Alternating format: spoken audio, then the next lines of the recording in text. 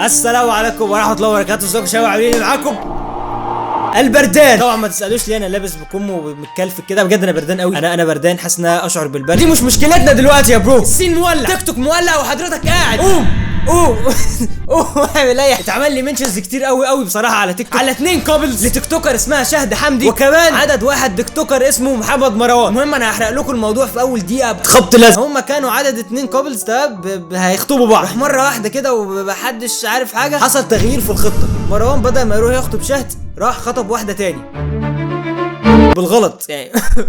انا مش عارف بصراحه، بكلمكم الموضوع على انه وثائقي ليه كده، بس في دراما. بما ان في دراما يبقى لازم في فيديو قص. اهلا بيكم بالجزء الثالث من سلسله قص. احب اشكركم على المنشنات بتاعتكم، وما تنساش تبقى شخص جود بوي وتعمل لايك.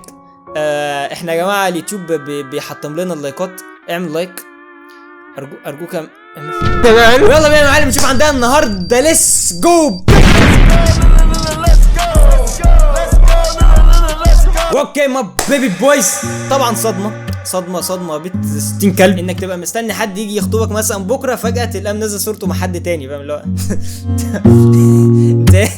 انت ايه قول ان هخطب. المهم يا جماعه، زي اي 2 انفلونسرز كوبلز بيحبوا بعض، لازم يبقى في ريتش، لازم يبقى في دراما، لازم دراما رايحه جايه. فده فيديو لشهد ومروان يوم 27/9/2022، يعني يعتبر عدى على الموضوع سنه بالظبط دلوقتي.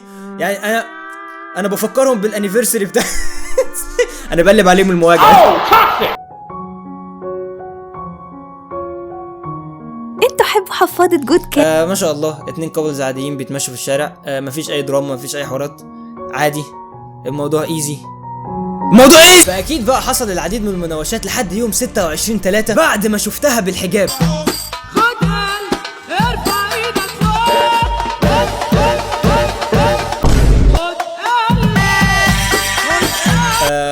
ما شاء الله. كمان طلع داعية اسلامي. احييك يا ابني والله، اكيد زود تارجت الحسنات عنده.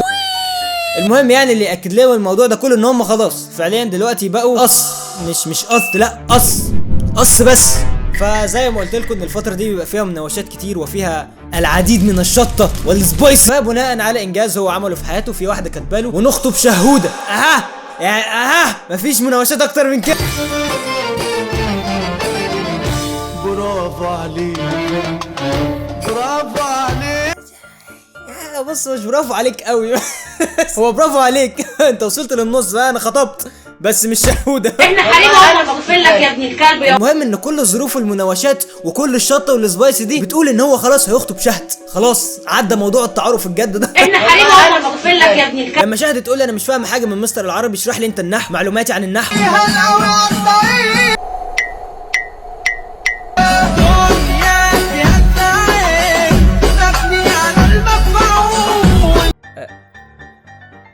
بداية الموضوع كده بسم الله الرحمن الرحيم. ماشي ده عشان خاطر شهد بس مش عشان المهم يعني انت احمد ربنا الاستاذ الفاضل بتاع اللغة العربية بتاعي ما شافكش. يعني ليه يا استاذنا ترفع عليا الخرزانة عشان غلطت في اللام القمرية يعني. ومش بس كده يا اصدقائي التيموريون، المناوشات ما كانتش بس من عنده، لا دي كانت من عندها هي كمان، وعندها هي اكتر ان هي محتواها كله كان عليه. لما اتصل بيه 4 الفجر والاقيه ويت وتقول لي تلاقيه بيخوني. انا واثقه في مروان، واثقه ان لو قدامه 100 بنت ولا هيأثروا فيه، لاني جواه، لانه بيحبني انا.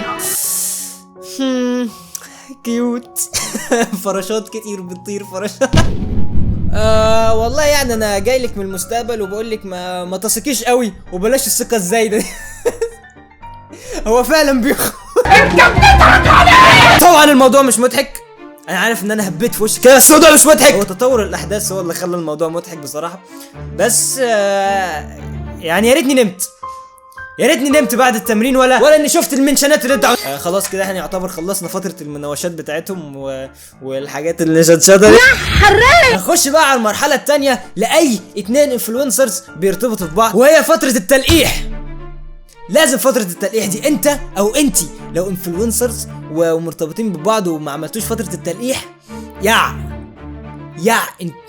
انتوا حساله، انتوا لا شيء. ففي يوم 9/8 تقريبا من شهرين كده الاستاذ مروان اللويال جدا نزل لما تقطع علاقتها بيا بعد ما عرفت اني خطبت. بجد على كدك ابو انتوا حبوا حفاضة جود كات؟ صار فيك الحب يا بنت القلب جرحتيني. ماشي يعني انا لو شفت الفيديو ده من شهرين قبل ما اعرف ان في مواضيع وخطوبه وحاجات هتحصل كده كنت هقول انك دمك مش خفيف ومش حراق وروح اتعالج. احنا حريم وانا بغفر لك يا ابني الكلب. ففي مره واحده شاهد تفجر قنبله ذريه، شاهد تفجر قنبله نوويه. خلاص يا وحش بقى. فضلنا نحضر انا وهو للخطوبه على اساس ان العروسه وديني رايحه الخطوبه. ماشيه كل معانا مسطوره والرجولات قاعده كانت نايمه في الكيوف عايمه فجاه كده قامت لما جرى يا لمسه.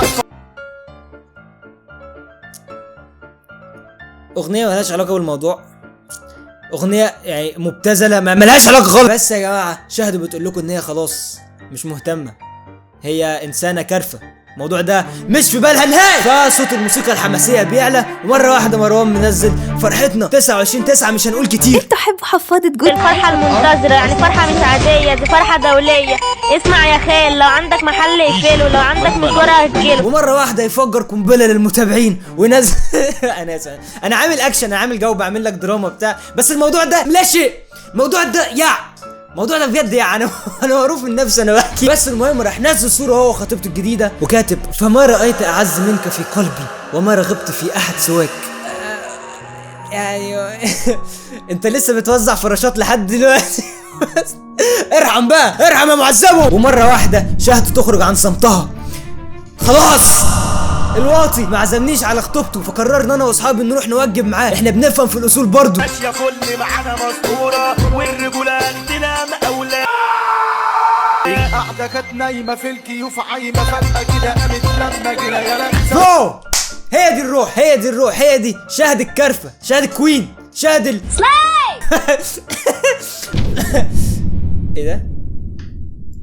إلى حد ما قربت ارتاح وانساه، منكرش بانه بيجي في بالي بس انا بالي ايه وعموما خير برضو اتحسنت كتير، ما بقتش بفكر فيه يوميا الا يدوب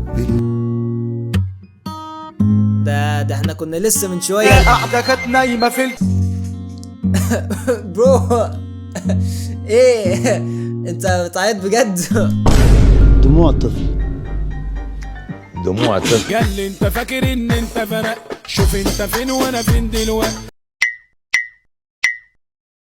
يا ابني، انت كنت مجرد وقت وعشت لك كام يوم حلوين. ما ايه بقى انا مش فاهمك دلوقتي، انت دلوقتي كارفه ولا مش كارفه؟ انا مش عارف احدد، انا لازم احدد دلوقتي مين اللي كارف في العلاقه دي.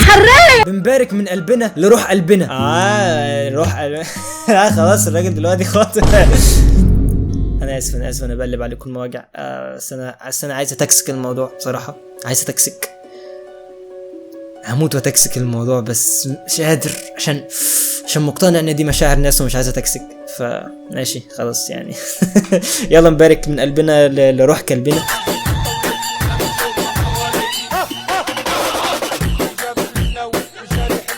قاعده كانت نايمه في الكيوف عايمه فجاه كده قامت لما واحده كاتبه لها موف اون في يوم، نموف اون في حاجه تستاهل لكن يوم كتير اصلا. بصي مش انا اديتك الحق وقلت لك انك كارفه وبتاع خلاص يبقى هنزيط تمام؟ انت كنت لسه من 5 ايام بالظبط كنت منزل فيديو بتاع لا قاعده كانت نايمه لما اشوف ان انا اللي بقيت توكسيك في الاخر. اخرتها انا كرم خيري لعله خير. انتوا حبوا حفاضة جود؟ طالما فيا طبيب بركو توعوا ضمير. دور الضحيه ده احنا كرجاله بنعشقه بصراحه. فانت تبقى بتفركش وخلاص وتقول لها ايه لو عوزتي حاجه كلميني انا جنبك. عيش بقى دور الضحيه بقى، عيش. هو ممتع بصراحه، ما انكرش ان هو دور الضحيه ده ممتع، تحس كده من جواك ان انت سترونج مان فاهم، وانت اصلا كتكوت. ومره واحده يا اصدقائي في قنبله كمان بتفرقع، وراح مره واحده الاكس بتاع شهد منزل فيديو شماته. اهو خانق وجاب واحده غيرك وحطها مكان. داير تودان الدنيا مش على مزاج. برو الكارما او قاعد دلوقتي طاير في السحاب بجد يا جدعان. والله ما شمتاني، امال لو شمتاني يا عم كنت هتشمتاني. واحده كاتباله لو تخطبها بقى هتبقى حراق.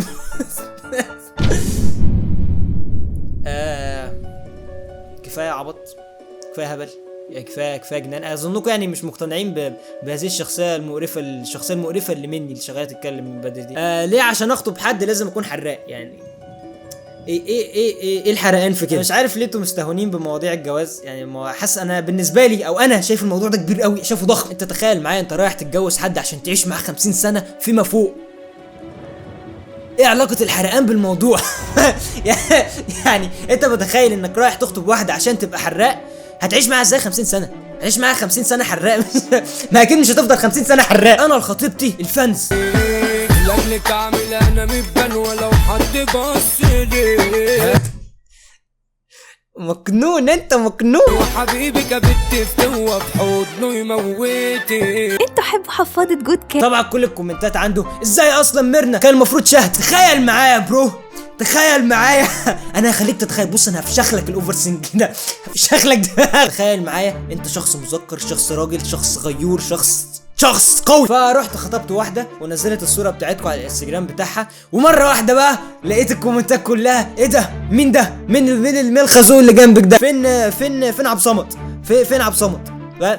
طبعا اكيد مش هتقول لكم فين عبد صمد. عشان انت لو سالتني فين عبد صمد انا هقول لك.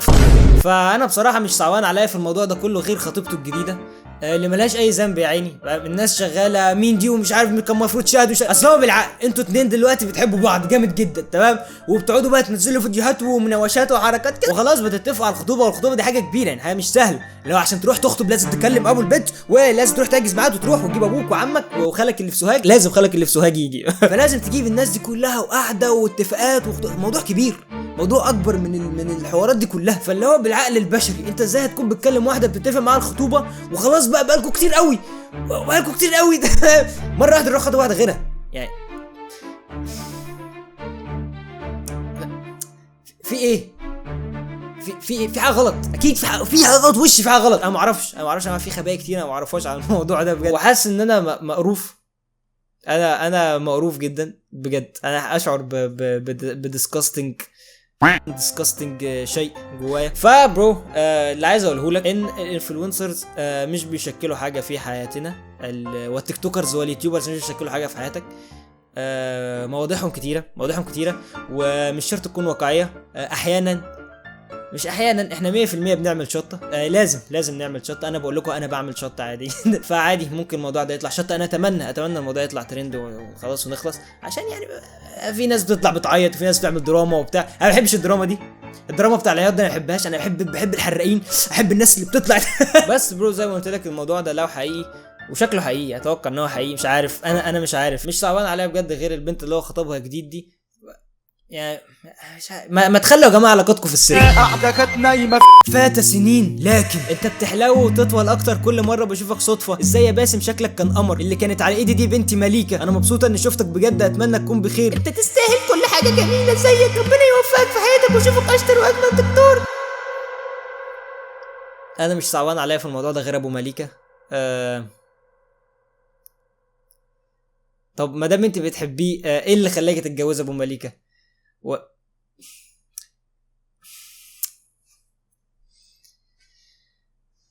ماشي يا جماعه فيديو القص بتاعنا المره دي بجد وحش جدا.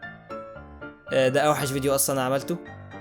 مش انا اتوجعت اول فيديو ده يا جماعه. انا بجد اتوجعت، مش حاسس ان انا مبسوط. بس يا جماعه كده خلصنا الفيديو القص بتاعنا. اسف لو طولت عليكم. يلا سلام. قاعده كانت نايمه في الكيوف عايمه فجاه كده قامت لما جينا يا